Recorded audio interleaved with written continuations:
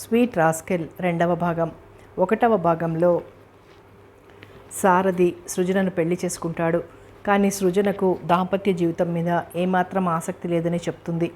సారథి ఆమెను ఇంకెవరైనా ఇష్టపడుతుందా అని అనుమానిస్తాడు. కానీ సృజన గురించి తెలుసుకుని బాధపడతాడు. సృజన అందం చూసి అతను ఆపుకోలేక సృజనను లొంగదీసుకుంటాడు. కథ కొనసాగుతుంది. తన చేతులలో వాడిన పువ్వులా వడలిపోయిన సృజనని చూడగానే సారథిలో మానవత్వం మేల్కొంది. ఆమె చెవి దగ్గర నోరు పెట్టి, నన్ను క్షమించు సుజా అంటూ గొణిగాడు. సృజనకి శరీరంపై తేళ్లు జరులు పాకుతున్నట్లుగా ఉంది. అవ్యక్తమైన ఆవేశంతో గుండెలు భగ్గున మండుతున్నాయి. ఎంత మోసం చేశాడు, నమ్మకంగా వంచాడు. చీచీ, ఇతన్ని గురించి ఎంత ఉన్నతంగా ఊహించుకుంది తను. నీకిష్టం లేందే ముట్టనుగాక ముట్టను అంటూ ఎంతో నమ్మించాడు. అలా అన్నప్పుడు తను ఎంత తేలిగ్గా ఊపిరి పీల్చుకున్నది. ఇలాంటి నయవంచకునితో జీవితాంతం కాపురం చేయవలసిందేనా? ఈ ఆలోచనలతో సృజన కళ్ళ వెంబడి నీళ్లు కారటం మొదలుపెట్టాయి. సృజన చెక్కిలికి తన చెక్కిలి ఆనించి ఆలోచిస్తున్న సారథికి వెచ్చటి కన్నీరు చెంపలకు తాకగానే తుళ్ళిపడ్డాడు. సుజా, ఏడుస్తున్నావా? వద్దు, నన్ను శపించు, తిట్టు, అంతేగాని నువ్వు ఏడ్వకు. నీ కన్నీటిని చూసి నిగ్రహించుకునే శక్తి నాకు లేదు. ప్లీజ్ సుజా. మౌనంగా వెక్కిళ్ళు పడసాగింది సృజన. నువ్వు ఇంత అందంగా ఎందుకు ఉండాలి? ఒకవేళ ఉన్నా నా భార్యవెందుకు కావాలి? అందుబాటులో ఉన్న అందాల అర్ధాంగిని అనుభవించడం తప్పని నువ్వన్నట్లయితే నిజంగా నా తప్పే. చివాలున అతని నుంచి దూరం జరిగింది సృజన. చాలించండి, మహాబుద్ధిమంతునిలా నిన్ను ముట్టనుగాక ముట్టనని నీకిష్టం లేనిదే అంటూ చివరికిదా మీరు చేసింది? చిచి, మీ ముఖం చూడటానికి కూడా మనసొప్పడం లేదు. ముఖమంతా కందగడ్డలా చేసుకుని చీత్కారంగా అంది సృజన. సుజా, అభిమానం దెబ్బతిని రోషంగా అరిచాడు సారథి. ఎందుకలా గొంతు చించుకుంటారు? మన ప్రణయ సంభాషణలు బయటికి వినిపించి 10 మందిలో చులకన కావాలనా? అదే అలా జరగకూడదనే నా కోరిక కూడా. వివేకవంతులు జరిగిన విషయాన్ని గూర్చి ఇంతలా విచారించరు, జరగబోయేదాన్ని గూర్చి ఆలోచిస్తారు. ఇంకా ఆలోచించడానికి ఏముంది? నేను మా ఊరు వెళ్ళిపోతాను తొణక్కుండా అంది సృజన. వద్దు సుజా, ఆ పని మాత్రం చెయ్యకు. కాస్త నిదానంగా ఆలోచించి చూడు. నువ్వు ఇప్పుడు అర్ధాంతరంగా మీ ఊరు పోతే ఎన్ని విమర్శలు ఎదురవుతాయో యోచించు. నలుగురిలో మనం చులకన కాకుండా ఉండాలంటే ఇంకా కొన్ని రోజులు తప్పనిసరిగా ఇక్కడ గడపవలసిందే. కాదంటావా? అర్థింపుగా అడిగాడు. ఏం చేస్తారు? కోపంగా అడిగింది సృజన. నేను కూడా మీ ఇంటికి వచ్చి నీ సంగతి చెప్పి నిన్ను వదిలించుకోవాల్సి ఉంటుంది తాపీగా అన్నాడు సారథి. అమ్మయ్యో, భయంగా చేతులు గుండెలు కదుముకుంది. అసలు విషయం అమ్మకు అన్నయ్యకు తెలిస్తే వాళ్ళనే మాటల కంటే ఇక్కడ ఇతని కంటపడకుండా ఎలాగో ఉండటం మేలు. అది సాధ్యమయ్యేదేనా? ఏదైనా తన వాళ్ళింటికి వెళ్ళకూడదు. సరే, ఇక్కడే ఉంటాను, మీరు మాత్రం నన్ను దేనికి పలకరించకండి అంటూ గుడ్డలు సర్దుకొని బయటకు రాసాగింది. సుజా, ఒక్క మాట వినివెళ్ళు పిలిచాడతను. అచ్చట నిల్చుని ఆగి వెనక్కి తిరిగి చూసింది. ఇలా రా. పర్వాలేదు, చెప్పండి. అక్కడి నుండి కదల్లేదు సృజన. నీకింత విముఖత్వం చూపుతుంటే పదే పదే నిన్ను పలకరించేటంత మూర్ఖుణ్ణి కాదు. దయచేసి ఈ ఒక్క మాట విని వెళ్ళు కొంచెం కరుగ్గా అన్నాడు. అయిష్టంగానే 4 అడుగులు లోనికి వేసింది. మా అమ్మ నాన్నలకు నేను తప్ప ఎవ్వరూ లేరు. నా జీవితాన్ని గురించి ఎన్నో ఆశలు పెంచుకున్నారు వాళ్ళు. నా సంతోషమే వారికి ఆనందం. వారిని ఈ వృద్ధ ప్రాయాన బాధ పెట్టడం మంచిదంటావా? అందుకని నన్నేం చేయమంటావు? నొసలు చిట్లిస్తూ అడిగింది. నువ్వేం చేయక్కర్లేదు. వారెదురుగా మాత్రం నాపై నీ అయిష్టతను బయటపెట్టకు. అన్యోన్యంగా ఉన్నట్లు నటించు చాలు. ఇంతకంటే నీ నుంచి ఇంకేమీ కోరను. తాళి కట్టిన భర్తగా కాకున్నా 2 అమాయక వృద్ధ జీవులను ఆనందపరచుటకైనా ఈ ఒక్క మాట ఇవ్వు నాకు. అతని గొంతులో జీర పలికింది. ఒక్క క్షణం ఆలోచించి అలాగే అంటూ వెళ్ళిపోయింది సృజన. సుజా, ఇంకా కాసేపు పడుకోలేకపోయావా? అప్పుడే ఏం తొందర? ఆప్యాయంగా పలకరించింది అత్త సుందరమ్మ. సమాధానంగా ఒక చిరునవ్వు నవ్వింది. అబ్బాయి లేచాడా? నేను చూడలేదండి తలుంచుకొని అంది సృజన. సారథి ఊహ రాగానే మారే ముఖాన్ని తన అత్తగారు ఎక్కడ కనిపెడతారోనని అది సిగ్గుగా భావించుకొని ముసిముసిగా నవ్వుకుంది సుందరమ్మ. ఇక్కడ పనులు నేను చూసుకుంటాను. అబ్బాయి లేచాడేమో, వెళ్ళి చూడమ్మా. నేనా? అప్రయత్నంగా వెలువడింది సృజన నోట. మరి నేనా? మురిపెంగా నవ్వుతోంది సుందరమ్మ. ప్రశాంతంగా నిర్మలంగా ఉన్న అత్తగారి ముఖంలోకి ఒక్క క్షణం చూసి ఇంకేం అనకుండా పైకి వెళ్ళింది సృజన. రాత్రంతా నిద్రలేక అలసిపోయినట్లుగా నిద్రపోతున్నాడు సారథి. ఫ్యాన్ గాలికి ఉంగరాల జుట్టు ముఖం మీద నాట్యం చేస్తోంది. అందంగా ఆరోగ్యంగా ఉన్న సారథి మీద నుంచి చూపులు బలవంతంగా తిప్పుకుంది సృజన. మనసు మానవత్వం లేని మనిషికి ఈ అందం తగలయ్యనా కసిగా అనుకుంది సృజన. ఇప్పుడు అతన్ని లేపాలి ఎలా అనుకుంటూ అటూ ఇటు చూసి అసలు అత్తగారు లేచాడేమో చూడమంది కానీ లేపమనలేదుగా. తనకు తానే చెప్పుకుని చెరచరా క్రిందకి వెళ్ళిపోయింది. కాలకృత్యాలు ముగించుకుని తలదువ్వుకుని మెల్లిగా వంటగదిలోకి వెళ్ళింది సృజన. సుందరమ్మ వంట పనిలో ఉండటం చూసి తను సాయం చేయబోయింది. నీకెందుకమ్మా శ్రమ, వంట పనులు చూసుకుంటా కానీ స్టవ్ మీద కాఫీ కలిపి ఉంచాను, వెచ్చి చేసుకుని తీసుకుని వెళ్ళు, గదిలో అబ్బాయి ఉన్నాడు అంది సుందరమ్మ. మరేమనాలో తోచక స్టవ్ వెలిగించి కాఫీ 2 కప్పుల్లోకి పోసి అయిష్టంగానే సారథి గదిలోకి వెళ్ళింది. సారథి పేపర్ చూస్తూ ఉన్నాడు. సృజన రాకను గమనించలేదు. కొద్దిసేపు అలాగే నిల్చుండిపోయింది. ఎంతసేపటికి తలెత్తకపోయేసరికి కాఫీ అంది కోపంగా. సృజన గొంతు వినిపించేసరికి చివ్వున తలెత్తి నవ్వబోయిన వాడల్లా కోపంతో ముడుచుకుపోయిన సృజన ముఖాన్ని చూసి తమాయించుకున్నాడు. సారీ సుజ, నీ రాకను గమనించలేదు. విసురుగా కాఫీ కప్పుల్ని టేబుల్ మీద పెట్టి వెనుదిరిగి వెళ్ళపోసాగింది సృజన. కాఫీ తాగకుండా వెళ్తున్నావే? అక్కర్లేదు. మరైతే 2 కప్పులు ఎందుకు తెచ్చినట్లు? అత్తగారు ఏమనుకుంటారోనని తెచ్చాగాని మీతో కబుర్లు చెప్తూ కాఫీ సేవించాలని రాలేదు. విసురుగా వెళ్ళిపోయింది సృజన. ఆ మాటలు, ఆ ముఖం, సృజన మాటలకి సారథి ముఖం వివర్ణమైంది. భోజనం చేస్తున్న సారథితో సృజనని అలా ఎక్కడికైనా బయటికి తీసుకెళ్లరాదురా, పాపం ఇంట్లో ఏం తోస్తుంది అంది సుందరమ్మ. అతను ఏమంటాడోనని చురుగ్గా చూసింది అతని వైపు సృజన. భోంచేస్తున్న సారథి తలెత్తకుండానే వద్దమ్మా, ఇప్పటి నుండే వెంట పెట్టుకుని తిరిగితే ఫ్రెండ్స్ అంతా నవ్వుతారు అన్నాడు. ఎవర్రా నవ్వేది? భార్యతో షికారుకు వెళ్ళినంత మాత్రాన నవ్వుతారా? వాళ్లకు మాత్రం పెళ్ళాలుండరు సుందరమ్మ అంది. పోనీలే అత్తయ్య, ఇప్పుడు నాకేం బాగానే కాలక్షేపం అవుతుంది సర్ది చెప్పింది సృజన. ఆ పరిస్థితి అలా గట్టున పడేసరికి తేలిగ్గా ఊపిరి పీల్చుకుంది సృజన. ఉదయం భోజనం చేసి వెళ్ళిన సారథి మాత్రం రాత్రి వరకు రాలేదు. వాడింకా రాలేదు, నువ్వు భోజనం చేయమ్మా అని అత్తగారు అనగానే భోజనం చేసి పైకి వెళ్ళింది సృజన. నిన్నటి మాదిరి జరగకుండా మేలుకోవాలని ఎంత ప్రయత్నించినా క్రిందటి రాత్రి సరిగ్గా నిద్రలేకపోవటానా సారథి వచ్చేసరికి నిద్రలోకి జారిపోయింది సృజన. తల్లి వడ్డించగా భోజనం ముగించిన సారథి పైకొచ్చి ఆదమరిచి నిద్రించుతున్న సృజనని చూసి వేడి నిట్టూర్పులు విడిచి వరండాలోకి వెళ్ళి నిద్రపోవటానికి ప్రయత్నించాడు. 3వ రోజు ఏ విశేషం లేకుండా జరిగిపోయింది. మర్నాడు సారథి సృజనను వాళ్ల ఊరు పంపటానికి ప్రయాణం చేసింది సుందరమ్మ. కొడుకు కోడలు తన కళ్ళెదురుగా తిరుగుతుంటే ఈ 3 రోజులు తృప్తిగా గడిపేసింది. తీరా వాళ్ళు ప్రయాణమై వెళ్తుంటే అమితంగా బాధపడింది. సుజా, మీ ఆయనకి కాఫీ ఇచ్చిరామ్మా అంది సుగుణమ్మ. అబ్బా ఉండమ్మా, ఈ కాస్త కథ పూర్తి కానీ మళ్ళీ పత్రికలో మునిగిపోయింది సృజన. వచ్చినప్పటి నుండి సృజన ప్రవర్తన ఒక కంట గమనిస్తున్న సూర్యం, ఇలా ఇవ్వమ్మా, నేను బావా తీసుకుంటాం అంటూ 2 కప్పులు తానే తీసుకుని వెళ్ళాడు. ఆ రోజు సాయంత్రం సుజా, బావను పిలు, సినిమాకి వెళ్దాం అన్నాడు. మీరు వెళ్ళండి అన్నయ్య, నాకు తలనొప్పిగా ఉంది, నేను రాలేను, తప్పించుకునే మార్గం దొరకక అంది. తలనొప్ప?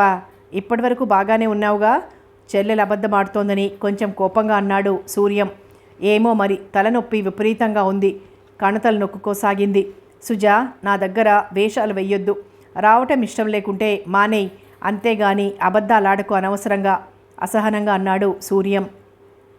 మౌనంగా డ్రాయర్ సొరుగులోంచి అమృతాంజనం తీసి కణతలకు రుద్దుకోసాగింది. నిజం చెప్పు సుజా, బావా నువ్వు వాదలాడుకున్నారా? అబ్బే అదేం లేదు కంగారుగా అంది. చిన్న పిల్లవని గారాబంగా పెంచినందుకు ఇలా తయారయ్యావన్నమాట. వచ్చినప్పటి నుండి చూస్తూనే ఉన్నాను. అసలు బావ ఉన్నట్లే తెలియనట్లుగా ప్రవర్తిస్తున్నావు. ఇంత చలాకీగా ఉండేవాడు కూడా ముభావంగా ఉంటున్నాడు. కారణం ఏమిటంటావు? దానికి కారణం నువ్వే తీక్షణంగా అంది. నేనా? ఆశ్చర్యంగా కళ్ళు పెద్దవి చేసి చూశాడు సూర్యం. అవును, ముమ్మాటికి నువ్వే.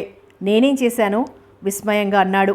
పెళ్లికి ముందు నా మనసు విప్పి ఆయనకు ఉత్తరం రాస్తే పిచ్చి పిచ్చి వేషాలు వేయొద్దంటూ ఆ ఉత్తరం కాస్త చింపివేశావు. అదే కనుక ఆయనకు అంది ఉంటే ఇప్పుడు ఈ పరిస్థితులు వచ్చేవి కావు ఆవేశంగా అంది. సుజా, ఏమో అనబోయిన వాడల్లా అటుగా సారథి రావడంతో మాట మార్చేశాడు సూర్యం. బావగారు, పిక్చర్కి వెళ్దామా? పదండి వెళ్దాం, ఇక్కడేమీ తోచడం లేదు. సారథి బట్టలు మార్చుకుని రావడానికి వెళ్ళాడు. అదేమిటి బావగారు ఇటు దారి తీశారు? పార్కు వైపు నడక సారించిన సారథిని చూస్తూ అడిగాడు సూర్యం. ఏమీ లేదు, మీతో కాస్త తీరిగ్గా మాట్లాడదామని నవ్వటానికి ప్రయత్నిస్తూ అన్నాడు సారథి. ఆ మాట్లాడబోయేది సృజన విషయమేనని అర్థం చేసుకున్నాడు సూర్యం. ఇద్దరూ పార్కు చేరుకుని ఒక మూలగా పచ్చిక బయల్లో చతికిలబడ్డారు. కొంచెం సేపు ఇద్దరి మధ్య మౌనం. ఆ మౌనాన్ని భంగపరుస్తూ, బావగారు ఏమిటి, ఏదో మాట్లాడదామన్నారు? సంకోచిస్తూనే అన్నాడు సూర్యం. సృజన విషయం మీతో కొంచెం మాట్లాడదామని. సూర్యం వింటున్నట్లుగా సారథికి అభిముఖంగా కూర్చున్నాడు. చూడండి, ఆమె మనసు పసిపిల్ల లాంటిది. ఈ కొద్ది రోజులలోనే ఆమెను కొంచెం అర్థం చేసుకున్నాను. పెళ్లికి ముందు ఉత్తరం రాసిన విషయం ఇందాక మీ మాటల ద్వారా తెలిసింది. తొలినాడు సృజన చెప్పింది దాచాడు సారథి. అయితే మా మాటలు మీరు విన్నారా? సూర్యం ముఖం అదోలా అయిపోయింది. సారీ, వినాలని వినలేదు, అటుగా వస్తుంటే వినిపించాయి. తొందరపడి ఆ ఉత్తరం నా దాకా రానియలేదు, క్షమించండి. అప్పుడు నాకు దాని పెళ్లి చేసి ఆమె జీవితాన్ని ఒక దారిలో పడేటట్టు చేయాలనే తాపత్రయం తప్ప మరో ఆలోచన లేకపోయింది. ఆ ఉత్తరం ఎందుకు రాసింది, ఆమెకు పెళ్ళంటే మనసులో ఎలాంటి ఉద్దేశం ఉంది అని కానీ ఆలోచించలేకపోయాను. పోనీలేండి, జరిగిపోయిన విషయం గురించి బాధపడటం ఎందుకు, ఇప్పుడు జరగవలసిన విషయం గురించి ఆలోచించాలి. కానీ తొందరపాటు వల్ల మీ ఇద్దరి జీవితాల్లో పూడ్చలేక లోపం కలిగించాను. ఇప్పుడు మరేం చేయమంటారో చెప్పండి, ముఖం కిందికి వాల్చుకుని అన్నాడు సూర్యం. దయచేసి ఈ విషయాన్ని గురించి పదే పదే సృజనని బాధ పెట్టకండి. ఆమెకు సంసార సుఖం, భర్త అంటే ఇష్టం కలిగేలా నేను చేసుకుంటాను. నా వ్యక్తిత్వానికి ఇదో సవాలుగా తీసుకుంటాను, ఒక రకమైన ఆవేశంతో అన్నాడు సారథి. అతని నిర్ణయాన్ని మనసులోనే అభినందించాడు సూర్యం. మీ ఇష్టం, సృజనని నేను ఆ విషయాన్ని గురించి ప్రస్తావించను.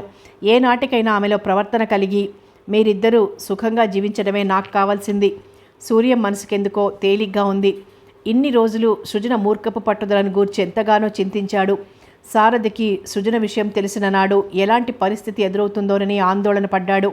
కానీ ఈనాడు సారథి మంచితనం, ఉత్తమ సంస్కారం గుర్తించిన తర్వాత సృజన విషయం అతడికే వదిలి తను తేలిగ్గా ఊపిరి పీల్చుకున్నాడు. సంధ్య తెరలు ఒక్కొక్కటి పరుచుకోవటంతో లేచి ఇంటిదారి పట్టారిద్దరు. ఏయ్ మిస్టర్, ఉలికిపడి పుస్తక పఠనంలోంచి తలెత్తి చూసి ఆశ్చర్యపోయాడు. ఎదురుగ్గా కాలేజీ బ్యూటీ లత పాలు వెన్న కలబోసినట్లుగా సృష్టించిన పాలరాతి విగ్రహంలా మెరిసిపోతున్నది. కోలముఖం, దృఢత్వాన్ని సూచించే కొనదేరిన ముక్కు, మీనాల్లా రెపరెపలాడుతున్న కళ్ళు, నవనాగరికత సంతరించుకొని ఆకర్షణీయంగా ఉన్న ఆమె సౌందర్యానికి ముగ్ధుడవుతూ ఒక్క క్షణం అలాగే చూస్తూ ఉండిపోయాడు. హలో లలితాదేవి గారు, కంగ్రాచ్యులేషన్స్. నిన్న మీ నాట్యం చూసి వెర్రెత్తిపోయారనుకోండి. నాన్సెన్స్, ఏమిటా వాగుడు? ముందా ఫోటో ఇలా ఇవ్వు, కోపంగా అంది లత. ఫోటోలు ఇంకా తయారు కాలేదండి. అసలు ఎవరిచ్చారు అధికారం నా ఫోటో తీయడానికి? ముఖం కోపంతో ఎర్రబారింది. చూడండి మిస్, నేను కాలేజీ ఆనరీ ఫోటోగ్రాఫర్ని. ప్రిన్సిపాల్ గారి పర్మిషన్తో తీశాను. అయినా మిమ్మల్ని ఒక్కరినే ప్రత్యేకంగా తీయలేదే. నిన్న కళాశాల వార్షికోత్సవం సందర్భంలో ఎవరెవరు బహుమతులు గెలుచుకున్నారో వారితో పాటు మీ ఫోటో కూడా తీశాను. ఇందులో నా తప్పేముంది చెప్పండి? సంజాయిషి ఇచ్చినట్లు అమాయకంగా ముఖం పెట్టి అన్నాడు. అర్జెంటుగా నాకు ఫోటో కావాలి. ఉన్న పాటను రమ్మంటే ఎలా వస్తుంది చెప్పండి? రీలు కడగాలి, డెవలప్ చేయాలి, ప్రింట్ వెయ్యాలి, ఆ తర్వాతే కదా. ఏమో నాకదంతా తెలియదు. నెగటివ్తో సహా నా ఫోటో ఇప్పుడే కావాలి, మొండిగా అంది. ఇవ్వకుంటే ఏం చేస్తారు? చిలిపిగా చూస్తూ అల్లరిగా నవ్వాడు. ఎవరితో మాట్లాడుతున్నావో గుర్తుంచుకొని మాట్లాడడం నేర్చుకో. ఆ మాటల్లో అధికారం, అహంకారం, హోదా స్పష్టమవుతున్నాయి. తెలుసు, కాలేజీ బ్యూటీ, నాట్య మయూరి, లేడీ స్టూడెంట్ మిస్ లతాదేవి గారితో తమాషాగా నవ్వాడు విక్రమ్. మిస్టర్, ఒళ్ళు దగ్గర పెట్టుకుని ప్రవర్తించు. దుర్గా షుగర్ ఫ్యాక్టరీ భీమశంకరం మేనకోడలు తలుచుకుంటే నీ దగ్గరున్న ఫోటోలు నిమిషాల మీద రప్పించగలదు. విలాసంగా చేతి వ్యానిటీ బ్యాగ్ని ఊపుతూ అంది. అలాగా, నాకు తెలియదండి. భయపడుతున్నట్లు ముఖం పెట్టి చిన్నగా నవ్వాడు. ఆ నవ్వు చూసి కల్తీ లేని కారం దుమదుమలాడుతూ పళ్ళు పటపటా కొరుకుతూ, ఇంతకు ఆ ఫోటో ఇవ్వనంటావు అంతేనా? తీక్షణంగా అంది. మీకు ఫోటో ఇవ్వడానికి అభ్యంతరం ఏమీ లేదనుకోండి, కానీ ఫోటో రీలుని ప్రింటింగ్ ఛార్జీలకు అయ్యే ఖర్చులు వగైరా అందించేది కాలేజీయే కదండి. ఆ ఫోటోలు తయారయ్యాక ప్రిన్సిపాల్ గారికి అందజేస్తాను. తర్వాత వారిస్తే నిరభ్యంతరంగా పుచ్చుకోవచ్చు. మధ్యలో నాదేముంది చెప్పండి? సరే చూస్తాను నీ దగ్గర నుండి ఫోటోలు ఎలా రావో. కోపంగా బుసలు కొడుతూ వెళ్ళిపోతున్న లతను చూసి చిన్నగా నవ్వి ఊరుకున్నాడు విక్రమ్. వాట్ బ్రదర్, ఏమిటి విశేషం? లత వెళ్ళిన దిక్కుగా చూస్తూ నవ్వుతూ వచ్చాడు సురేష్. ఏమీ లేదు, నిన్న తీసిన ఫోటో ఆమెకు కావాలట. ఏమన్నావు? ఇవ్వనని ఖచ్చితంగా చెప్పేశాను, అందుకే ఆ గంతులు. మంచి పని చేశావు, లక్షాధికారి బిడ్డనని పొగరు. ఈడియట్, రాస్కెల్, ఎంత పొగరు! ఎవరి మీద బేబీ దండయాత్ర మొదలుపెట్టావు? చేతికర్రను ఆడిస్తూ మేడమెట్లు దిగొస్తూ నవ్వుతూ అడిగారు భీమశంకరం గారు. చూడంకుల్, వాడికెంత అహంకారమో, ఫిర్యాదు చేసింది లత. ఇంతకు ఆ దౌర్భాగ్యుడు ఎవరు బేబీ? కాలేజీలో ఎవరి మీదో ఘర్షణ పడి వచ్చిందని గ్రహించిన భీమశంకరం గారు వచ్చే నవ్వును గుబురు మీసాల మాటను అదిమి పెట్టారు. అదే అంకుల్, మా కాలేజీలో ఉన్నాడు చూడు విక్రమ్, వాడే. లేకేం ఉండి అంటాడు. వాడే అంకుల్. ఇంతకీ ఆ పాపాత్ముడు చేసిన నేరం ఏమిటమ్మా? నా పర్మిషన్ లేకుండా నా ఫోటోలు తీయటం నేరం కాదా అంకుల్? నేరమని మెల్లిగా అడుగుతావా? ఆడపిల్లల ఫోటోలు తీయడం, అందులో పెళ్లిగాని ఆడపిల్లల ఫోటోలు తీయటం 100% తప్పు. నాకు తెలియకుండా నా ఫోటో తీశాడు. ఇవ్వమంటే నేను ఇవ్వను, ఏం చేసుకుంటావో చేసుకో. చాలా కాపీలు తీసి కాలేజీ అంతటా పంచిపెడతాను, నా ఇష్టం అంటూ తలబిరుసుగా సవాల్ చేశాడు అంకుల్. ఏడుపు ముఖం పెట్టింది. రాస్కెల్, అంత మాట అన్నాడా బేబీ నిన్ను? నిజంగా అంకుల్, నీ ఫోటో ఎందుకు తీశాడమ్మా వాడు? ఏమో అంకుల్, గాబరా పడింది. బేబీ, అబద్ధం ఆడకూడదు, నిజం చెప్పు. డ్యాన్స్ చేశావు కదూ? తీక్షణమైన ఆయన చూపులకి తత్తరపడుతూ, లేదంకుల్, నిన్న కాలేజీ వార్షికోత్సవం ఫంక్షన్ కదా, ఫ్రెండ్స్ అంతా బలవంతం చేయటంతో తప్పు చేసిన దానిలా తలవంచుకొని మెల్లని స్వరాన అంది. భీమశంకరం గారు లత వైపు పరీక్షగా చూస్తున్నాడు. వర్షించటానికి సిద్ధంగా ఉన్న ఆమె కన్నులను చూసి కోపాన్ని తమాయించుకుని సౌమ్యంగా అన్నారు. చూడు బేబీ, నువ్వేం చేసినా అడ్డుపెట్టను. నువ్వు కోరింది కాదనలేదు, కాదనను. కానీ గజ్జె కట్టి స్టేజ్ మీద మాత్రం సహించను, అలాంటివి సహించలేను. క్షమించండి అంకుల్, మీకు ఇష్టం లేని పని ఇంకెప్పుడూ చెయ్యను. అలాగే, ముఖం కడుక్కొనిరా, కాఫీ తీసుకుందాం. మరి వాడి సంగతి అంకుల్? పోనీలేమ్మా, బెదవ, వాడెక్కడికి పోతాడు? రేపు ప్రిన్సిపాల్ గారితో మాట్లాడి నేను చూస్తానుగా.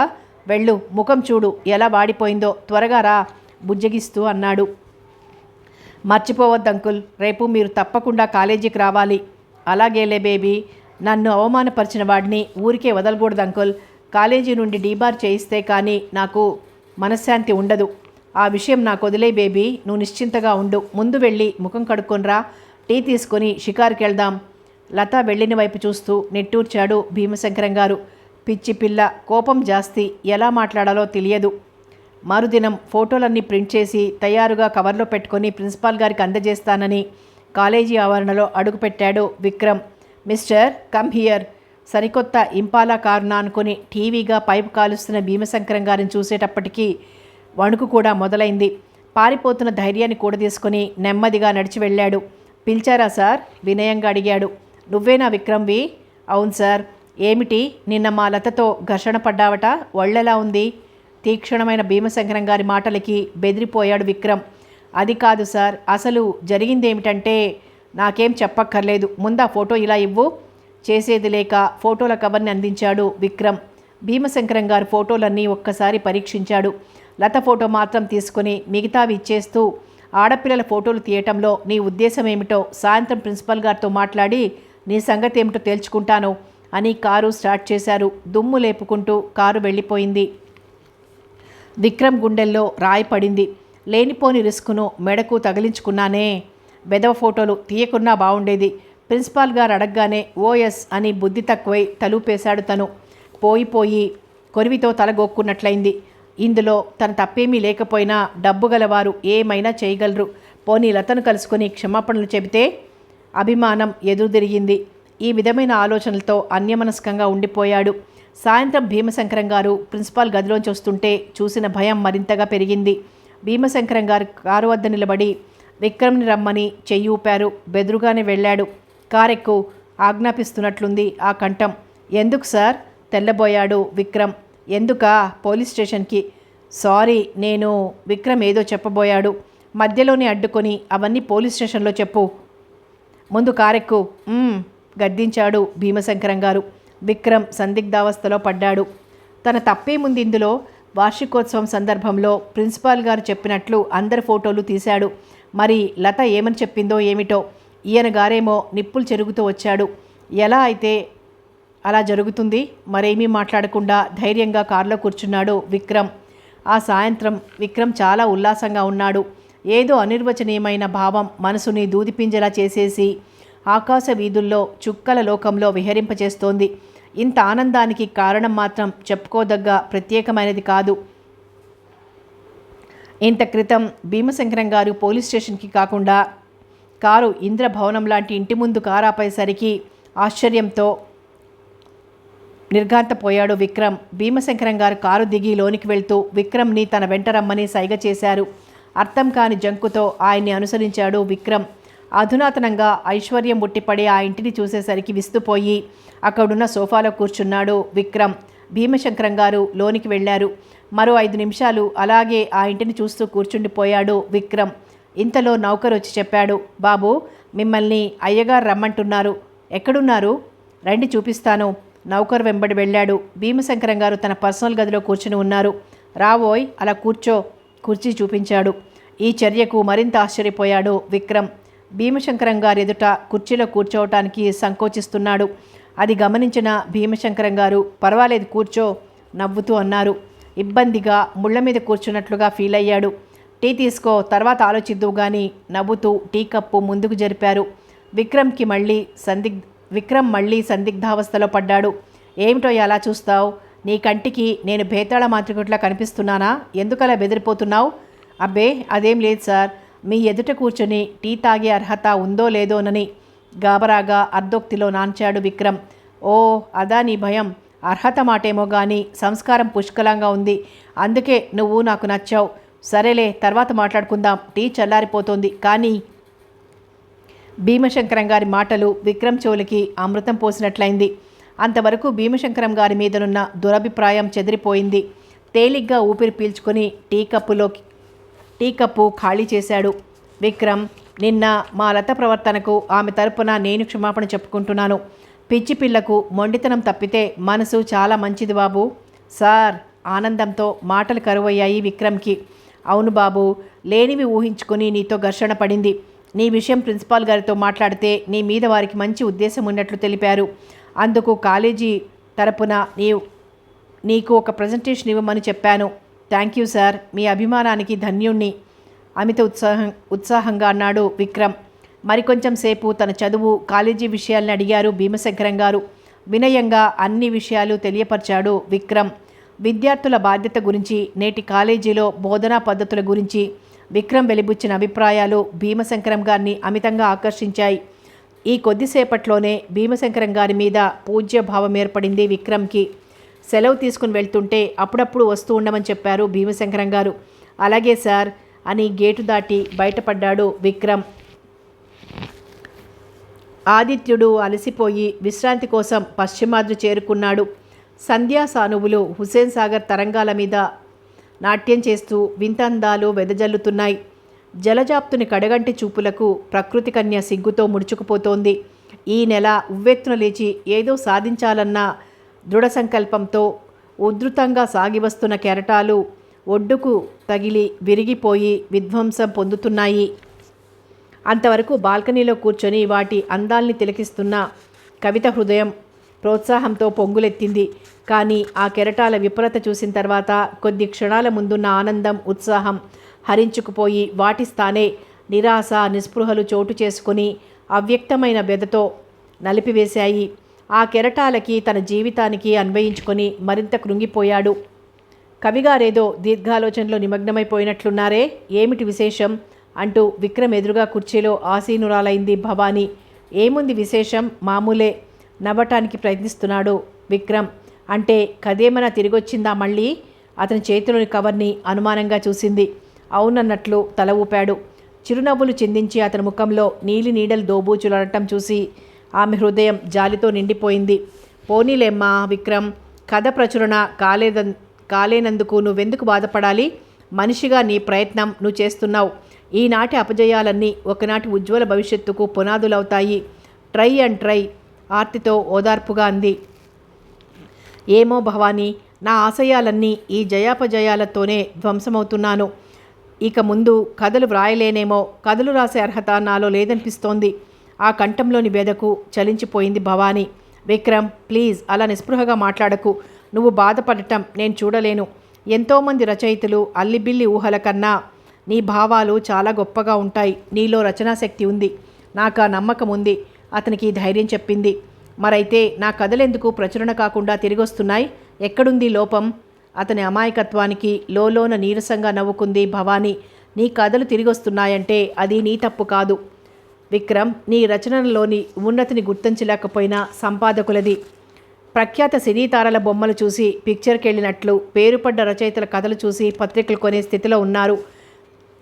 పాఠకులు వాళ్ళ అభిరుచులకు అనుగుణంగా తీర్చిదిద్ది తమ వ్యాపారాన్ని మరింత పెంచుకోవాలని చూసే పెట్టుబడిదారులు, సంపాదకులకు కొత్త రచయితలకి ప్రోత్సహించటం, వారి రచనలు పరిశీలించేటంత ఓపిక తీరిక లేదు. ఇలా వ్యాపార ధోరణిలో సాగుతున్న పత్రికా లోకంలో నిజమైన సాహిత్యానికి విలువ గుర్తింపు సాధించాలంటే కొంత ఓర్పు వహించాలి. నిరుత్సాహపడి ప్రయోజనం లేదు. నిరాశని నిస్పృహని దూరంగా తరిమేసి దీక్షగా పట్టుదలతో కార్యాన్ని సాధించాలి. అలా పట్టుదల వహించి కృషి సల్పిన నాడు ఈనాడు అందని శిఖరాలు అతి సునాయాసంగా అవలీలగా అందుకోగలవు. నువ్వు మంచి ఆలోచనలతో మంచి రచనలో చైతన్య భావాలతో తద్వారా దీప్తివంతం కావాలి. అది నా ఆశ. భవానీ మాటల్లోని దృఢత్వానికి ఆశ్చర్యపోయాడు విక్రమ్. సాహితీ లోకాన్ని గురించి నాకంటే నీకే బాగా తెలిసినట్లుందే. చిన్నగా నవ్వాడు విక్రమ్. అవును విక్రమ్, నేను చెప్పేది అక్షరాల సత్యం.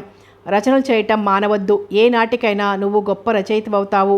నీకోసం ఉజ్వలమైన బంగారు భవిష్యత్తు ఎదురు చూస్తోంది. నా విశ్వాసాన్ని కూలద్రోయకు. అలాగే భవానీ, పరీక్షలైపోగానే నా వ్యక్తిత్వానికి ఇదో సవాల్గా తీసుకొని మరింత శ్రద్ధగా రాస్తాను. ఇక ఆ విషయాలు వదిలేయి. ఏమన్నా కబుర్లు చెప్పు. అతనిలో గూడు కట్టుకున్న నిరాశ ఎగిరిపోయి నూతనోత్సాహం ప్రవేశించింది. అతనిలోని మార్పుకి ఆమె హృదయం తేలిక పడింది. ఆ విషయాన్ని అంతటితో మర్చిపోవాలనే తేలిగ్గా నవ్వేస్తూ మాట మార్చింది. నీతో ఒక శుభవార్త చెప్దామని వచ్చి ఈ గొడవలో పడి అసలు విషయమే మర్చిపోయాను. శుభవార్త ఏమిటది? కుతూహలంగా ముందుకు జరిగాడు. నేను టైపు షార్ట్ హ్యాండ్ పాస్ అయ్యాను. కంగ్రాట్స్. ఇంత మంచి వార్త చెప్పకుండా ఏవేవో మాట్లాడుతున్నావు. దానికి శిక్ష ఏమిటో తెలుసా? ఏం శిక్ష వేస్తారు? చిలిపిగా అతని కళ్ళల్లోకి చూసింది. సెకండ్ షో పిక్చర్ చూపించాలి. ఓహ్ ఇంతేనా? నీరసపడిపోయింది. అతను ఏదో అడుగుతాడు, తాను మనస్ఫూర్తిగా అంగీకరించాలనుకున్నది. అతని సినిమా అనేసరికి నిరుత్సాహపడిపోయింది భవానీ. సరిపోకుంటే ఒక్క మొట్టికాయ. నవ్వుతూ చేయి పైకెత్తాడు. ఒక చేతిని అలాగే పట్టుకొని ఆ పని మాత్రం చెయ్యకు, నీకు పుణ్యం ఉంటుంది. మొన్నటి మొట్టికాయకు తలనొప్పి ఇంకా తగ్గలేదు అంటూ తాను నవ్వేసింది భవానీ. ఇంతకీ పిక్చర్ తీసుకెళ్లడం గ్యారంటీయేనా? తప్పకుండా వెళ్దాం. అయితే నాకు చిన్న హెల్ప్ చేసి పెట్టాలి. లంచం అన్నమాట. తప్పకుండా. నాకు జాబ్ చేయాలని ఉంది. నేను ఉద్యోగం చేయడం అమ్మకు సుతారాం ఇష్టం లేదు. ఎలాగైనా అమ్మను ఒప్పించి ఇష్టపడేలా చెయ్యాలి. బాబోయ్, అంత బరువు నాపై వేయకు. వేళాకోళం కాదు విక్రమ్, సీరియస్గా చెప్తున్నా. ఇంట్లో కూర్చుని ఏం చెయ్యాలి? ఎదురుగా ఇంట్లో ఉన్నంతసేపు పెళ్ళి పెళ్ళి అని ప్రాణం తీసేస్తుంది. పెళ్లి చేసుకోవాలని లేదు. ఈ బాధ నుండి త్వరగా తప్పించుకోవాలంటే ఉద్యోగం ఒక్కటే మార్గం. పెళ్లి చేసుకోనంటున్నావు, కారణం ఏమో నాకే సరిగ్గా తెలియదు. ఐసి, పెళ్లి వద్దంటున్నావంటే ఎవరినైనా ప్రేమించుండాలి. కొంటెగా నవ్వాడు. అవును, ఒక బుద్ధావతారాన్ని ప్రేమించాను. మరైతే ఆలస్యం ఎందుకు? ముందు పెళ్లి చేసుకోండి, ఆ తర్వాత తీరిగ్గా ప్రేమించుకోవచ్చు. పెళ్లికి అతను అంగీకరించవద్దు. పెళ్లి చేసుకొని వాడిని ఎందుకు ప్రేమించావు? బుద్ధి గడ్డి తిని. తన మనసును అర్థం చేసుకోనందుకు అమితమైన కోపం వచ్చింది భవానీకి. బుద్ధి గడ్డి తింటుందా? అరే, నాకు తెలియదే. ఏమో, నేను అడిగిన విషయం మార్చేసి ఏమిటి వెదవగోలా? అబ్బా, వాటే వండర్. ఇప్పుడు కోపంలో నువ్వు ఎలా ఉన్నావో తెలుసా? అచ్చం హేమమాలిన్లా ఉన్నావు. ఇంతకు నేను చెప్పిన పని చేస్తావా లేదా? ప్రయత్నించి చూస్తాను. ప్రయత్నించడం కాదు, ఎలాగైనా అమ్మను ఒప్పించాలి. అలాగే ప్రయత్నిస్తాను. మళ్ళీ అదే మాట. నువ్వు గనక అమ్మను ఒప్పించకపోయినట్లయితే అసలు నీతో మాట్లాడను. అంత పని చేయకు తల్లి. అమ్మతో మాట్లాడి నిన్ను ఉద్యోగంలోకి పంపే బాధ్యత నాది, సరేనా? థ్యాంక్స్. క్రింద నుండి లత అమ్మగారు పిలవడంతో లేచి వెళ్ళిపోయింది భవానీ. భవానీ వెళ్ళిన దిక్కు చూస్తూ చిన్నగా నవ్వుకుంటున్నాడు విక్రమ్. భవానీకి తన మీద ఎందుకింత శ్రద్ధ? తనెవరు, ఆమె ఎవరో, ఏమిటో ఈ బంధాలు? అసలు నా గురించి భవానీ ఉద్దేశం ఏమిటో? ప్రతి విషయంలో చనువుగా జొరబడి తనే చేస్తుంది. తను బాధపడితే ఓర్చుకోలేదు. ఇదంతా కేవలం స్నేహమేనా? లేక భవానీ తన్ను గాని ప్రేమించడం లేదు కదా? ఈ ఊహకు తుళ్ళిపడ్డాడు. అలా జరగదు. భవానీ తనకంటే 2 ఏళ్లు పెద్దది. తను చిన్నప్పటి నుంచి సోదరిగా, మంచి స్నేహితురాలిగా అభిమానిస్తూ ఆరాధిస్తున్నాడు. అంతే, తనకు మరో ఉద్దేశం లేదు. పితృప్రేమ, మాతృవాత్సల్యం ఎలాంటిదో ఎరగని తనను లలితమ్మగారు చేరదీసి కన్న తల్లి కన్నా మిన్నగా లాలనతో పెంచి పెద్ద చేసి ఈ రోజు వరకు తన చదువుకయ్యే ఖర్చు భరిస్తోంది. భవానీ మట్టుకు తనని ఎంతగా ఆదరిస్తుంది. వీళ్ల రుణం ఏ విధంగా తీర్చుకోగలడు తను? అసలు తన తల్లిదండ్రులు ఎవరో కూడా తెలియదు. అదే విషయమై తను ఎన్నోసార్లు అడిగాడు లలితమ్మ గారిని. ఏం బాబు, ఇప్పుడు నీకేం లోటు జరిగింది? నేను నీకు తల్లి లాంటి దాన్ని కాదా? ఎప్పుడు నిన్ను పరాయివాడిగా చూడలేదే? చెప్పు బాబు, నీకేం కష్టం కలిగించాను? నొచ్చుకుంటూ బాధగా అంది. అంత మాటనకమ్మా, అనాథను చేరదీసి అమృతం చిలికిన దేవతవమ్మ నువ్వు. నీ చల్లటి నీడలో కష్టం ఎటువంటిదో ఎరగను. నాకేమీ లోటు లేదు, హాయిగా పెరిగాను. మరెందుకు అడిగావు? ఊరికే అడిగాను అంతే.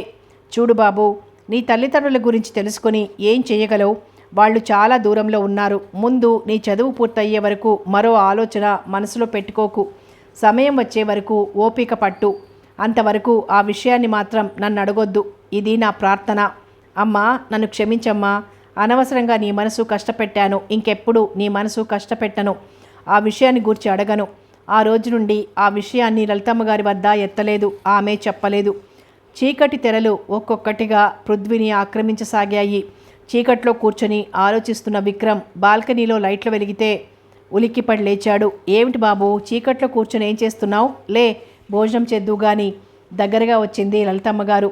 చెయ్యొచ్చులే గాని అలా కూర్చో అమ్మా, నీతో ఓ విషయం చెప్పాలి. ఏమిటి విక్రమ్? అదేనమ్మా, భవానీ విషయం. అదే నేను ఆలోచిస్తున్నాను. అంటే భవానీ చెప్పిందా అమ్మా? అది చెప్పేదేమిటి? మనకు తెలియవు బరువు బాధ్యతలు. దాన్ని ఒక ఇంటిదాన్ని చేస్తే గాని నాకు నిశ్చింతగా ఉండదు. ఎదిగిన పిల్లను ఎదమీద కుంపట్లా ఎంతకాలం భరిస్తాం? అది కాదమ్మా, భవానీకి ఇప్పట్లో పెళ్లి చేసుకోవాలని లేదట. పెళ్లి చేసుకోక ఏం చేస్తుందట? కోపంగా అంది లలితమ్మగారు. ఉద్యోగం చెయ్యాలని ఉబలాట పడుతోంది. అది ఉద్యోగం చేసి సంపాదించందే మన కుటుంబం గడవదా? ఎవరిని ఉద్ధరించాలి? ఎందుకొచ్చిన ఉద్యోగాలు? ఆడపిల్ల గడప దాటి బయటకు వెళ్తే ఎన్ని అపనిందలు, అవమానాలు. పోనీ కొన్నాళ్ళు చూడమ్మా. తను అంతగా ఉత్సాహపడుతుంటే నిరుత్సాహపరచడం దేనికి మంచిది కాదేమో. వద్దు బాబు, పెళ్ళి కావలసిన పిల్ల. ఈ ఉద్యోగాల పేరిట దాని జీవితంలో ఏ కళంకమన్నా సంభవిస్తే నేను భరించలేను. ఆడదాని జీవితం చాలా సున్నితమైంది విక్రమ్, నీకు తెలియదు. అనుభవరహితంగా ఈ సాధక బాధలు అనుభవంలోకి వచ్చాయి. అందుకే భవానీ ఉద్యోగం చేస్తానంటే అంగీకరించలేకపోతున్నాను. చిన్నప్పటి నుండి అపురూపంగా పెంచుకున్న నా చిట్టి తల్లిని ఉద్యోగాల పేరిట తోడేళ్ల మధ్యకు పంపలేను. పోనీలేమ్మా, నీకిష్టం లేని పని భవానీ మాత్రం ఎందుకు చేస్తుంది? నిశ్చింతగా ఉండు, నేను సర్ది చెప్తాను. ఆమెను ఇబ్బంది పెట్టడం ఇష్టం లేక ఆ ప్రస్తావన అంతటితో ఆపేశాడు. కథ కొనసాగుతుంది.